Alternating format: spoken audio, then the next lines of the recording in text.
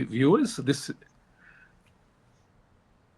Hello, viewers. I'm Vibhuti Jha, as you know, and this is Jaipur Dialogue, USA. Please like, subscribe, and support our channel. Give your feedback.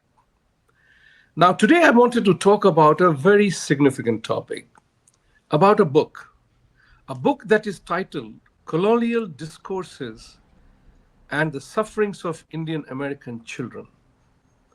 I came to know about this book about a year ago, and the authors, two very bright young men, they have spent no significant amount of time and research to put this book together. And this relates to a very important element, suffering of Indian American children. Why is it so? I want to introduce you to the two authors, Dr. Kundan Singh and Krishna Maheshwari. Both these gentlemen, in my impression, are outstanding individuals, both in terms of their academic and their commitment to what they have done in their book. Outstanding academicians. I mean, I will ask Krishna and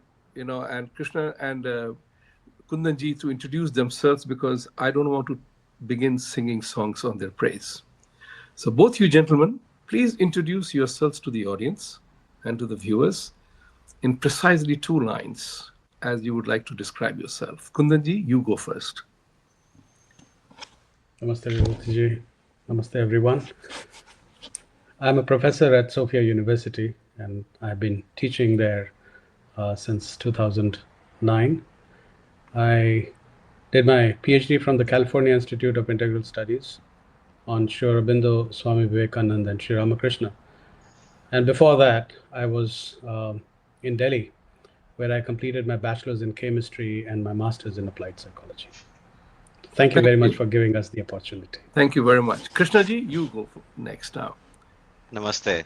So I am the founder for the Institute for Civilizational Studies, which is also known as Hindupedia. I founded it in 2007 because we saw a lot of challenges in academia and how Hindus are represented across the board. And so that is the work that we do. We publish encyclopedia, we publish a lot of academic work, and the latest of which is the book that we're discussing today. Brilliant. Please also share with your audience as to your educational background, where have you studied, and what triggered to do this? Sure. So I have done my MBA from Harvard University, my master's in computer engineering and bachelor's in computer science, both from Cornell University. All 3 were quite some time ago. Hindupedia was founded in 2008 after some experiences in 2006 where I had a debate while I was on campus at Harvard with Professor Michael Witzel after the first round of textbook challenges that the Hindu community put back then. And that is where I realized that there were too few of us who were capable of engaging in the academic sphere, and were also doing so to promote our perspectives. Those that could, in general, were focused on activism, and activism didn't move the needle. So that's the founding story of Hindupedia. As we've grown, we've shifted a lot of our focus from making an encyclopedia available to students in an academically acceptable way to doing research and academic publication. So again, furthering and deepening our engagement with academia. And so that's how I met Professor Singh. This was in the second round, or the last round, almost 8 years ago now, where Hindus stood up again to fight for fair representation in 6th and 7th grade textbooks in California. And Professor Singh was the only professor in the entire Hindu community who showed up and wasn't paid to be there. The other side had plenty of paid professors and scholars that were present. And as we got chatting, we realized that we needed him on board supporting our efforts full time. And so we started working together. And now that's been 8 years and many, many papers and books and book chapters later. We're here with you. Thank you very much. I do know one thing. I had promised to have you on this show almost a year ago. And, because your travels to India, you were going and talking about your book in India, we held on. And now that question has become relevant again. And that's why I was waiting for an appropriate time to talk about it, considering that how Kash Patel Kashyap Patel, Kash Patel, and Tulsi Gabbard have been mercilessly attacked, and so was Vivek Ramaswamy by Ann Coulter and others about their Hinduness. Hinduness. I use the word Hinduness, not Hinduism or whatever. Hinduness. These three people I admire and applaud for holding for wearing their Hinduness with such pride. And that's what made me feel that yes, it's time for us to talk about it. And that's why I reached out to Kundanji and you just a few days ago. And thank you for agreeing to do the show today. Now, let me quickly come to one element of the book. You have specifically talked about suffering of Indian American children. And that's important. Is this only America centric, or is it global centric, or is it India centric as well? Is it relevant in the Indian context as well? Because our viewers in India will say, जाने दो यारो, उनको सफर हो रहा है, हमें क्या? Is a classic desi attitude. हमें तो कुछ नहीं हो रहा है. I'm not suffering, so let me not worry about it. It's an American problem. Is this an American problem alone, or it is a genuine problem going as far as back home in India and elsewhere? So let me start by talking about the comment, "Jane do yaro." Yep. What we've discovered as a part of this work is that attitude itself comes from an internal inferiority complex that is a byproduct or a direct outcome of the colonization that we experienced. Now, when it comes to the book itself, it's broken into 6 chapters. The first 4 were the subject of my talks in India, and where we titled the talk Colonial Discourse and the Suffering of Indians, because they supports all of us. It relates to all of us globally that identify ourselves as Indian, or of Indian descent, or of Indian heritage. The last 2 chapters are focused specifically on children in the US, and furthers and solidifies the outcomes from the last round of textbooks as we head into the next round of textbook revision process in California. Great. So it is relevant for everybody because India also is home for colonized minds, if I may say so. So Kundanji, So, yeah. your thoughts on this very subject matter. How does the James Mill story, I mean, sometimes some names come up, like Macaulay's famous quote that destroy these fellows by destroying their education and we would have conquered them all. Tell me about your thinking about the book and why must people read and why must they pay attention to this challenge? Yeah. So the problems that we face here in the US are the same problems that we face in India and everywhere where India and Hinduism are taught. Because what we have done in this book is that we have gone into the roots of the problem. And while we were doing our research and while we were sort of contesting this textbook discourse, which brought Krishna and me together, we figured out that there was one individual who was at the root of it all. And that individual is James Mill, who wrote The History of British India in 1817. He produced this book. You know, the book came out in 1817, but he started writing this book in 1806. So it took him about 12 years to finish this book. It came out in 3 volumes. And the interesting part is that James Mill never visited India. He did not go to India. He was trained as a preacher at University of Edinburgh, from where he did his bachelor's and master's in divinity studies. And because he was not able to find a permanent job as a preacher, he moved to London in 1802. And for the next 4 years, he was working as a journalist. This is when he decided to write a book on the history of British India. And he writes very candidly in the front pages of the book itself that he wanted the book to be a governance manual for the East India Company. Because what he was finding was that the information that he was getting on India from many different sources were all disparate. And we would want to also keep in mind that William Jones in 1784 had already put the Asiatic Society together. And the translations of Indian texts by the Asiatic Society in Kolkata and by other Asiatic societies that came subsequently were coming in hordes to Europe. So James Mill thought that that he would put all these disparate pieces of information together and come out with a book which would be helpful for the governance of India by the East India Company. So this book comes out in 1817, and very soon after, James Mill got hired by the East India Company. This happened in 1819, and by the time it was 1823, James Mill was second in command of the hierarchy of officials who were operating at East India Company's headquarters in London, India House. And by the time it was 1830, James Mill became the chief of India House. And in a certain sense, you would say that he became the CEO of the East India Company. And why do I say that he became the CEO of the East India Company?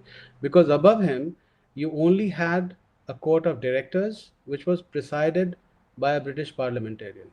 That was a kind of power that he ended up wielding over India through his book. And given that both Krishna and I are together, and I don't want to take away a lot of time, we would want to kind of talk about this together.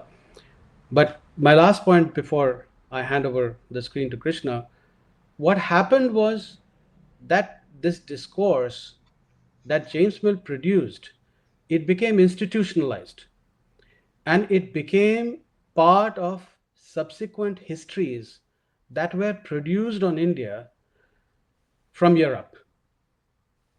So this entire narrative got picked up by Cambridge and Oxford universities, uh, and this work of working on India was also quote unquote offshored to the Germans, who started working on these ideas. So what happened was that the narrative or the discourse that was present in the history of British India uh, began to have many different branches. And what you see today, is basically because of the writings that James Mill has done. And these writings are very obnoxious, and these writings actually have to be exposed for the falsehoods that have been generated on India and Hinduism. Krishna. Wow. And if Yeah, we go just ahead. continue on that line, right, that this offshoring didn't stop at Germany. It continued to India. And so you see many scholars, even in India, as part of those branches and offshoots from the work we see from James Mill. And then it didn't stop in India, it came to the US as well. And so you titled this talk Saving Children in America, and you talked about Ann Coulter and others. Well, the reality is there are two recipients that receive this offshoot together. It is Indian American children, and it is everyone else, the non-Indian American children, which are the majority of students in classrooms around the US. They're both receiving this content. And so is it any surprise that racist content not only hurts our children, but also trains everyone else to be racist? And that comes across when a few of us become prominent, and it comes in full public display.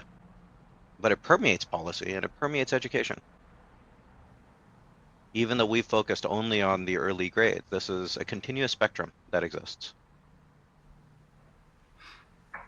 This is it is disturbing, and it's at the same time I always say that how did we let it happen? I'm talking about James Mill, a man who didn't have a job, as you said, and he wanted to make himself relevant in the East India Company empire, and he made it all in such a way, such a facile manner. We Sanatanis and Hindus, despite our Vedic knowledge, wisdom, intellect, and what have you, were described, as you said in the book, you know, We were described as savage, uncivilized, brute, primitive, uncouth, coarse, rude. You know, this is the way we were defined. And that's what brilliantly you said, Krishnaji, is that, it's not only corrupting the Indian mind and destroying the Indian children, it's also preparing others to treat us like that. That's even bigger problem. It doesn't matter what I think of myself. If you also think that I'm stupid, then I have a problem. If I think I'm stupid, it's okay. But if you also think I'm stupid, then that's my problem. And that's exactly what is happening. So share with us in this, how did you find the data, and how did you go about, building the narrative? Because it's all narrative. We didn't define ourselves, others defined us. So I'm a heavy guy on responsibility factor. Where did we fail? So you asked two questions. I'll ask Yes, Kundanji to start with the where did we find the data, then I can comment on the rest of it. fine. You guys share the So, responsibility. yeah, before I come to that, I want to address your first question. Hmm. We failed because we were completely colonized. We did not have a voice. Colonization essentially takes away the voice. That's number one. And, we are talking about James Mill. Most of the people who are connected with India studies are familiar with the damage which has been done by Macaulay. People do not know that Macaulay is preceded by James Mill. Macaulay and his intervention in India would not have happened if James Mill would not have happened, or if this obnoxious text on India called The History of British in India by James Mill would not have happened. Because when the India Bill was getting discussed in the British Parliament in 1830s, all the data that Macaulay used to promote his perspective were taken from James Mill. That is number one. Number two, you would also want to know that James Mill and Macaulay were on two ends of the spectrum as far as their domestic politics in Britain were concerned. But when it came to India, they both were joined at the hip. Now, when India Bill was passed, what happened was that there was a creation of superior council in India, which was meant to have uh, three members, and one of them for sure was not supposed to have any connection with the East India Company. And Macaulay at that point in time was not, uh, an employee of the East India Company. In fact, he was a budding politician belonging to aristocracy. And James Mill was strongly opposed to aristocracy, as his domestic writings very clearly show. And Macaulay was interested in this job, but he was afraid that it would be James Mill who would stop his employment in India.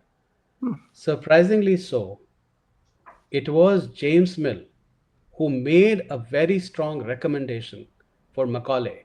And it was at the behest of James Mill that Macaulay was able to find his footing in India. And as they say, rest is history, because it was James Mill in it was Macaulay in 1835 who came up with this policy of promoting English education in India and completely obliterating education which was given to the Indians in the vernacular languages. So this is one part that we need to remember. Now let me come to the second part of your question. By the grace of the divine, both Krishna and I have a spiritual practice. Krishna very much in Lord Krishna. His name has been uh, given, uh, by his parents because of that connection. And I have my practice in the teachings of the mother and Sri Aurobindo. I would say that there's a divine, and I would be very candid about it. Despite having a science background, uh, I would say that it was divine design which basically brought us together, and things unfolded over a period of time. When Krishna and I came together, to fight the textbook issue, there was not even an iota of uh, inclination to come up with a book like this. We just wanted to come together, fight the textbook issue and just go away. So while we were contesting the narrative, we decided to write a book called Making Children Hinduphobic, which has been published by Infinity Foundation India. And in that particular book, what we have done is that we have uh, given the readers an opening into the fact that this discourse is completely colonial in orientation, and that the discourse is actually violating the sacrosanct educational codes in California. And based on just the violation of the educational codes, that this narrative should not be taught. So we make that very clear. We talk about, what portion of the discourse is colonial in orientation and what codes are uh, being violated. That entire detail is there in this book called Making Children Hinduphobic, and you will be able to see the book in in the background that Krishna has. We recommend this book as well. Now, because of this work that we did, and particularly with respect to the narrative that Krishna came up with, two draft books of HMH, the publisher HMH, were not approved by the State Board of Education in California. And that sent, tremors in the publishing world. Earlier, both Krishna and I would approach the publishers, and we would kind of, almost we pleaded to them that, look, there are problems associated with discourse, and our children are actually getting massively impacted by this. Please change the discourse, but they would not listen to us. So once this happened, and once these two draft books were rejected, then HMH became very open to working with us. And by then, I had already figured out, the discourse of James Mill.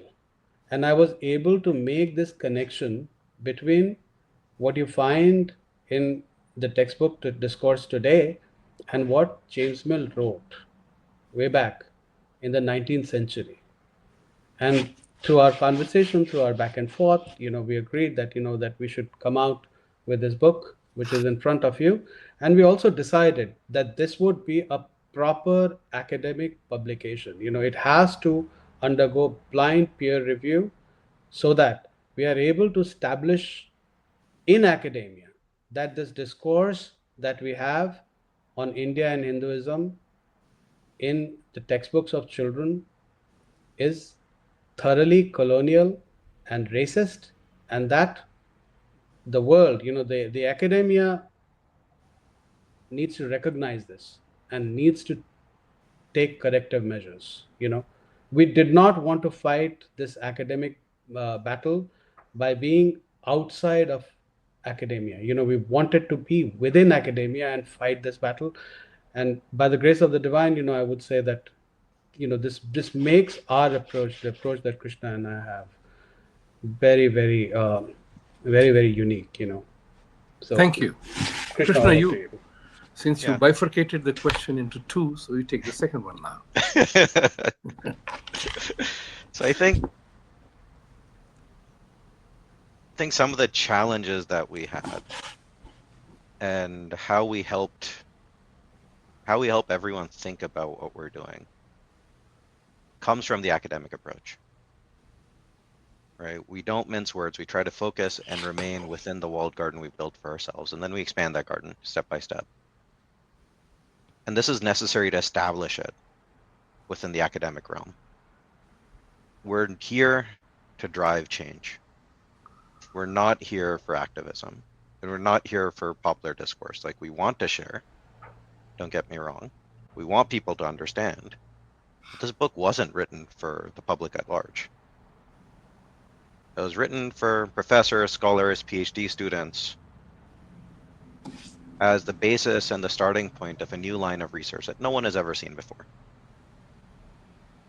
And that's how we drive change, because what we've seen in our long history is as change begins in the ivory tower of academia that no one's heard of, by authors no one's ever read, on papers that no one's ever been exposed to, they've never heard the titles of.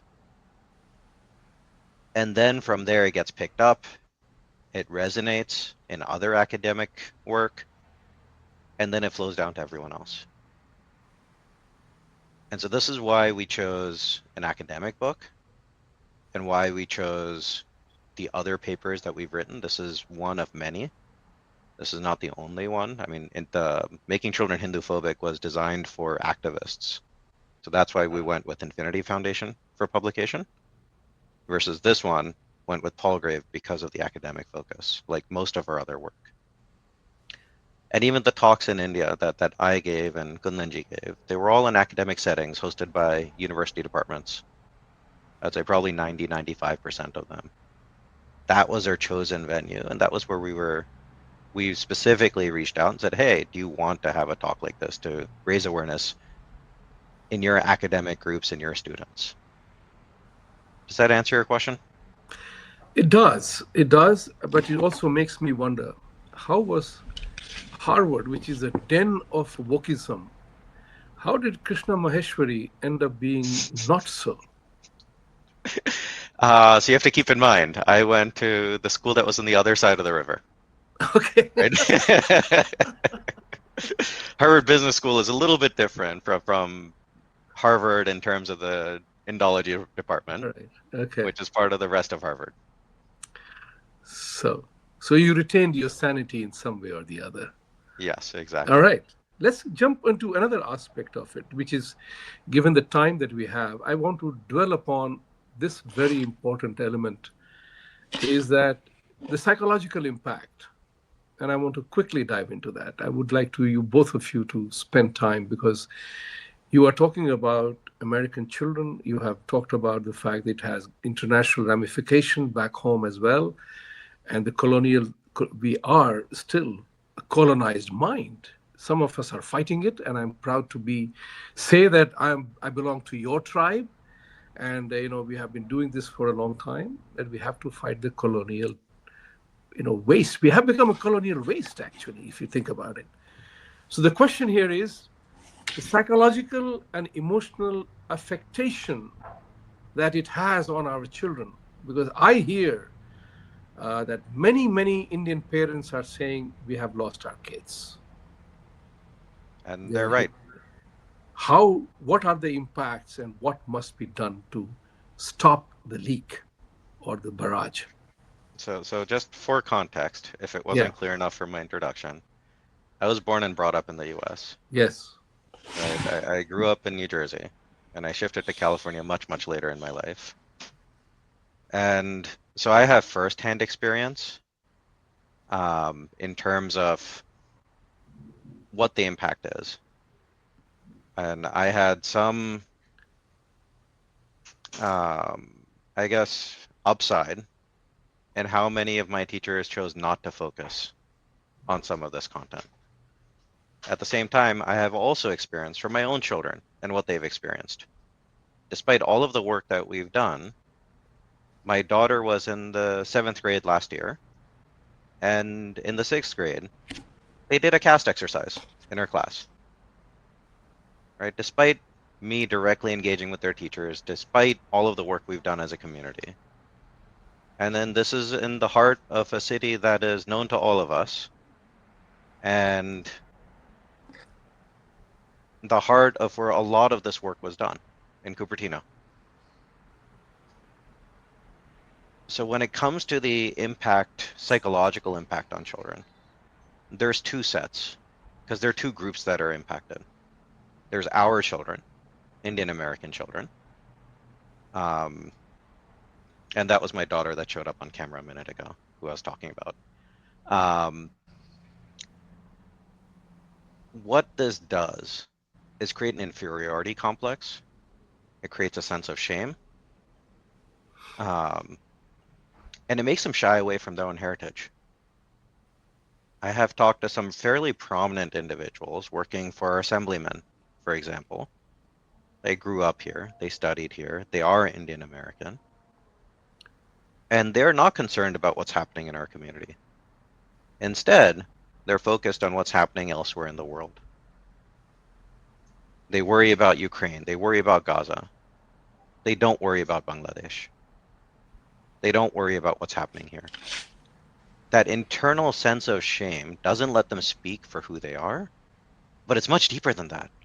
It changes their empathies. They don't have empathy for the people that they represent because they feel we are shameful people. We're inferior to everyone else. That changes their empathy for everyone else.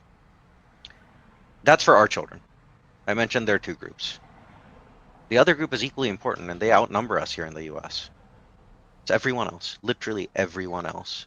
So for 2% of the population, I'm talking about 98% now. What do they see? What do they study? Now, you have to understand that. You have to go beyond what is taught for Indian Hinduism. Because between the 6th and 7th grades, they spend a month on Christianity, a month on Islam, weeks on everyone else. And not just religions, but also ancient civilizations. And what they learn is every other group, every other civilization was perfect. Yes, there were some things that happened in America around slavery. Yes, there were some other negative things, but they're brushed aside. Okay, okay. 10 minutes. Okay, bye. Have a good trip. Um, and so that impact, right? What is the impact of that? Having every other civilization, every other people, every other religion as perfect, except for one. One ancient civilization, one world religion that has caste. And what is caste? It is the discrimination of the majority of its populace against the majority of its own populace. And hierarchy and oppression. We oppress our own people systematically throughout history. It has never changed. And so put yourself in their shoes, looking around at 2% of their class body, at most, right, in some of these populated areas where Indian Americans reside. Most of them, there isn't even an Indian American child in the class. There's no one to see, to show something else. And say, okay, this is who you represent. This has been proven to cause bullying, which further causes that sense of inferiority and shame on our own children. And if that wasn't enough, think about what they take away. Right? The civilization is no good. It's a blot on this earth. How do I want to care for it and represent it?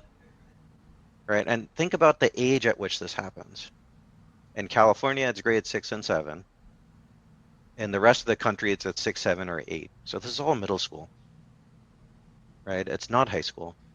These are very young and impressionable children. And on both sides, we're harming them both. And so that is the very real implication. Ann Coulter is not someone that's exceptional in her standpoint. That is the majority standpoint, because that has been the trained majority standpoint. People were tested on this at a very early impressionable age. And this, if you don't have a lot of exposure, and most folks in the US do not have direct exposure to our people, this freezes. And then it's very hard to change at any other point in life. This perspective freezes. And it permeates everything. Media, policymaking, further education, end to end. This is the psychological ramification of this work.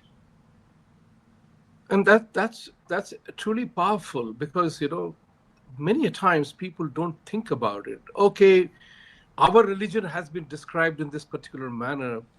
Who cares? And you talked about that empathy factor, and this is something which is remarkable, that in the caste bill SB 403 that happened, elements of racism were clearly out there. That entire thing was racist, race-based, and your book now says it why it was so. And that's what I always, a very prominent Californian, I mean, I know her very well, and she has been on our show. After SB 403 was defeated, or not defeated actually, when governor did not sign the bill, uh, she said, a very prominent Californian, Silicon Valley lady, she said on our show, what shocked her was that more than 80% of Silicon Valley millionaires were almost apathetic about this bill, that nothing will happen to us, it doesn't matter, so what? So, Kundanji, tell us about the race element that has this society that says no discrimination based on race. The racism is happening against us and our children, Yeah. to the extent that we will be decimated if we don't stand up and fight for it. That's where the indications are. It's a foreboding. I'm worried about it. I'm concerned about it. Not worried, I'm concerned about it. That if we do not stop it, and if we do not fight it, who will? Because nobody else is ready to fight, because they know we are a piece of crap. We are already getting decimated. Krishna talked about his experience here in the United States. Uh, I'm going to talk about an experience, with which you also will agree, because we have the same alma mater in India, Delhi University. If you would remember, our younger days, most students in college were not interested in Hinduism at all. Yes. Despite the fact that most of us come from a very traditional background where we have been taught puja paddhati. Yes. We never stop to question what happened. And in fact, to cut a very long story short, it was a decisive spiritual experience, which turned me into understanding the philosophical and spiritual roots of our civilization and Hinduism. And for me, that is where Sri Aurobindo became a massive aid, and a guru for me. Now, how many people in the world, actually have a spiritual experience? Not many. No. So what happens is that, that our youth gets completely lost,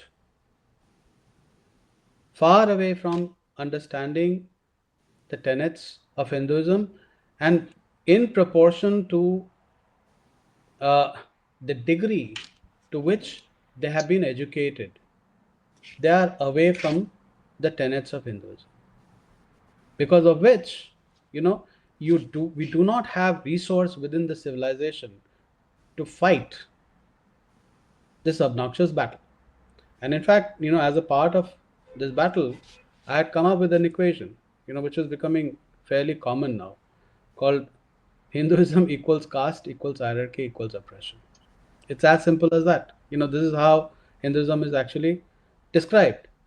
Now, Vibhuti ji, I would want to emphasize one point which we have explained quite extensively in chapter 4 of the book. This entire discourse, on caste is actually a concoction. It's an imagination. Why do I say that this is an imagination? You know, James Mill was part of a group who were called radicals. Much later they came to be known as utilitarians, finding their philosophical uh, roots and support from the writings of Bentham. And these guys were massively involved in the reforms that took place in British society in early 1900s. In fact, most people would not know that Britain before 1832 did not have a shred of democracy.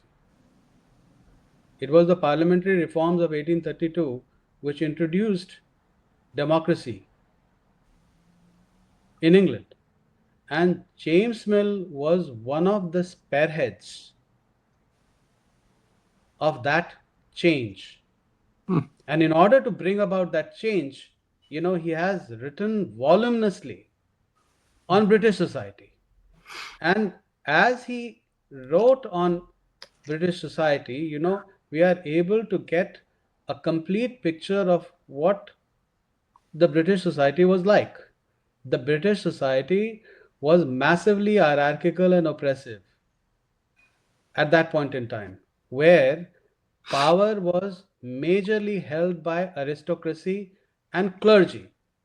So this is what happened. In domestic writings, James Mill was attacking clergy and aristocracy on a massive scale. And what he did was that he projected the same understanding onto the Hindu Brahmins and Kshatriyas. And this is how he created, the representation of caste system, which is very different from, how our Varnas and Jatis were configured, amongst one another. Is that what And you refer to in your book as the projections of fabrication and Church of Englandism? exactly, Yeah, exactly. yeah. So, the narrative that you find on Hinduism in textbooks across the board, beginning with what you find in children's textbooks, is basically an attack on Church of Englandism, as James Mill called it. So if you would kind of place the current understanding that academia has on Hinduism against what James Mill wrote in his attack on Church of Englandism, you will find very, very close and intimate parallels, and we have exposed that. We have thoroughly exposed that. In fact, what you will also find is that what he's saying about English clergy is exactly the same thing that he's talking about the Hindu Brahmins. What he's saying about the English or British aristocrats is exactly the same thing that he's talking about the Kshatriyas within the Hindu context. So this entire discourse, interestingly, on the Hindu caste system is nothing but a colossal fabrication and projection. This is how the discourse was concocted. This was the first part. And now, look at how things unfolded in history. Given that James Mill began to exert such an enormous power, on the Indian context, because he became an important official in the East India Company, that there were socio-political changes that were made in India based on this imaginary narrative that James Mill created. We all know about the caste census that began 1870s onwards, right? Now, our contention is, and this is what, will be unfolding in our future books, is that those interventions would not have happened if James Mill would not have created this imaginary and fictitious narrative. So, what was in James Mill's imagination much later became a very distinct reality on the Indian soil.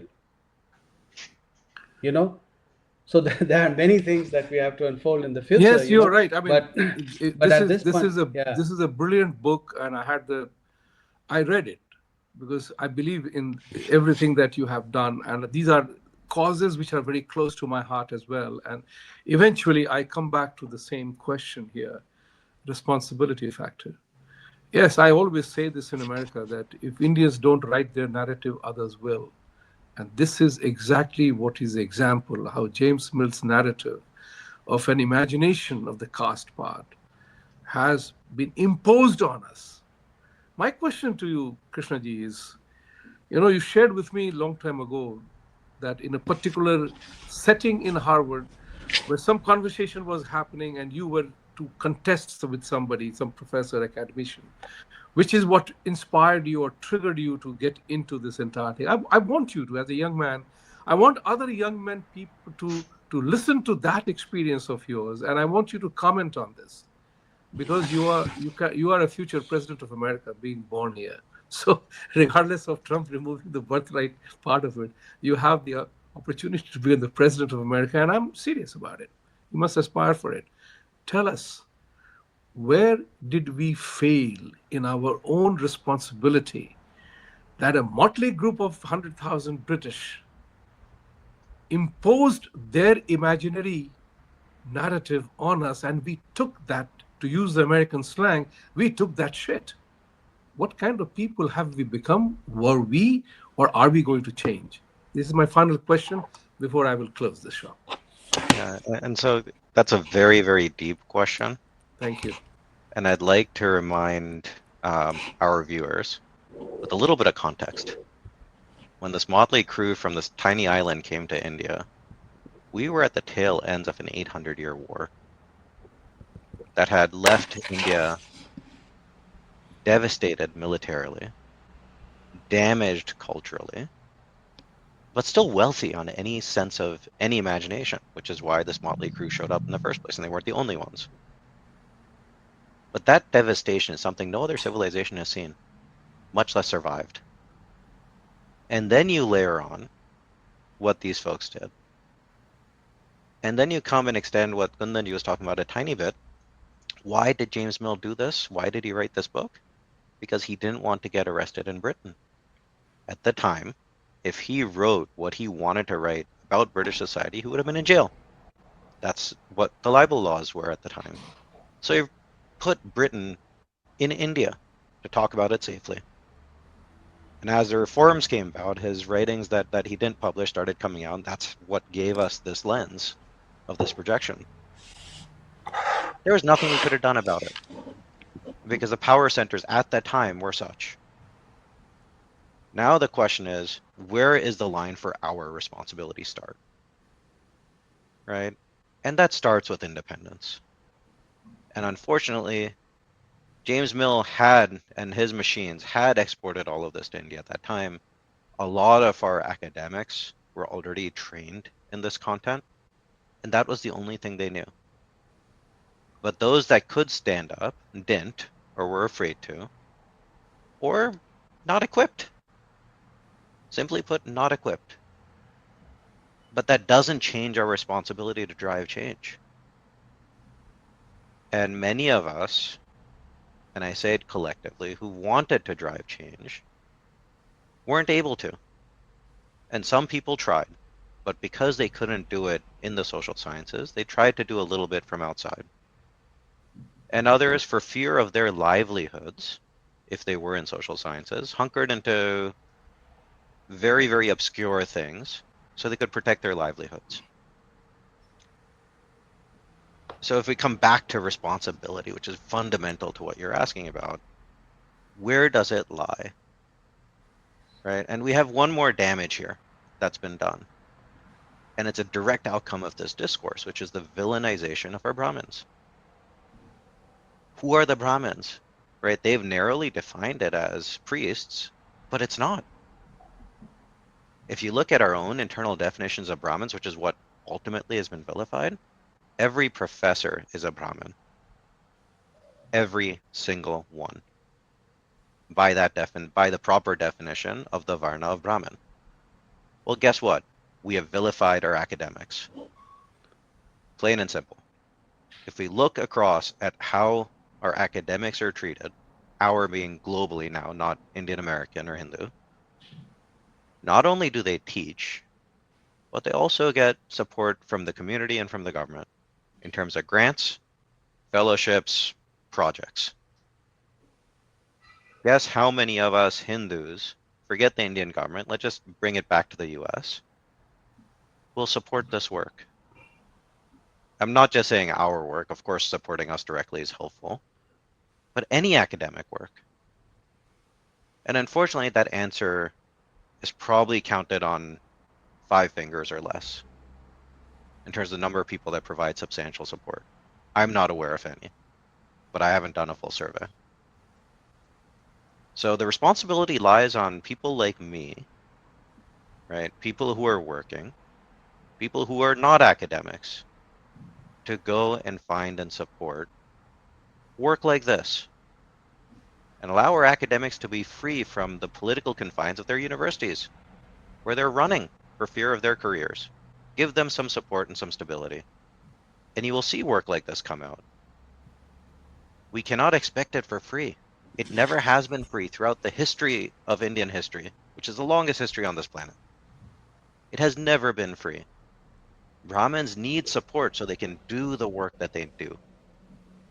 But for that, the rest of us have to step up. Thank you. So the Vibhuti, I just responsibility wanted ultimately to lies on us. Yeah, I just you wanted to very quickly add one thing to it. please. In terms of, why did we surrender? We are asking this question.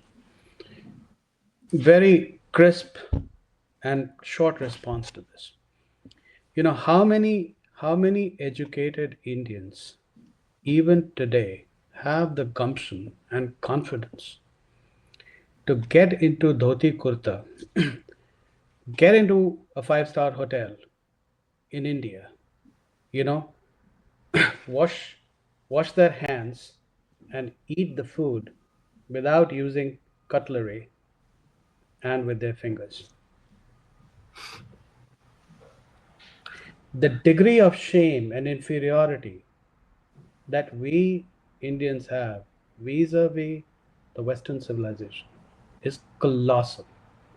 And it sort of gets into, such small things and such trivial things.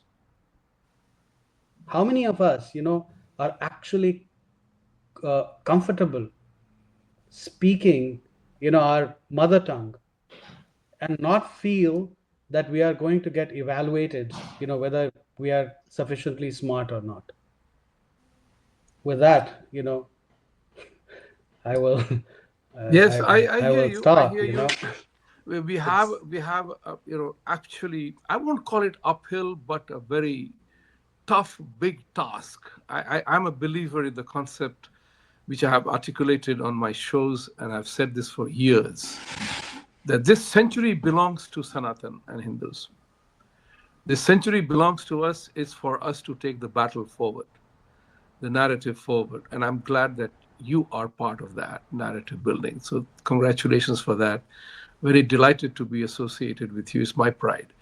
The question here is again, and I want to, this particular thing, I will confess, I didn't think about it from that point until you guys pointed it out. The racism element, the curriculum, why every Indian American needs to worry about is to protect the children. If your children are lost, so will be the Hinduism and Sanatan. If they abandon because of shame, or they embrace Christianity or Islam or whatever other religion under the banner of freedom of religion, oh, who wants to answer these inconvenient questions because they were brainwashed in 6th or 7th grade already? then we are done. We are cooked. So the point here is for every single Indian parent, first generation, second generation, or your children, fix the problem, get engaged, get involved, because your problem is not only you, but the 98% of the people, as Krishnaji pointed out, who are also brainwashed into believing that we are a piece of crap. We are the imperfect lot. In reality, we are the ones who offer solutions to the world through our Sanatan practices, and we are not doing it. Yeah. So, very delighted and honored to have both of you and Krishnaji and Kundanji. And we will have this dialogue more as we go forward. I would request you, whoever has the copy of your book, please show the copy of the book to the people. Both, the phobia thing. Yeah, this is the book. I have it. Yeah, it's So, on both sides of my background. both on your background, but that's delighted. Thank you very much for showing this book. It's in PDF format, guys. If you can't afford $49, download the PDF format and read it, please.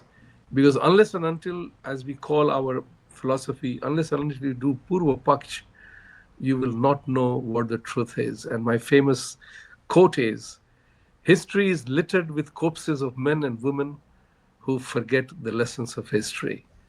It's time for us to truly, truly awaken, arise, assert, and act. The fourth A is me, is mine. If you don't act, your knowledge and wisdom means nothing. Thank you, both of you, for acting on what you learned and did that. So, ladies and gentlemen, viewers, I always call upon you to remember Satyameva Jayate. And the Satya to win, you and I will have to stand up and fight for it. There is no other option. Just as you won't get the food, bananas peeled and shoved into your mouth just because you are lying under a banana tree, you got to use your hand. That's where the act comes from. So thank you very much for watching today. Please like, subscribe, and support our channel. Give your feedback, and we respond. Thank you, Krishnaji, and thank you, Kundanji, a lot. Delighted to meet you today.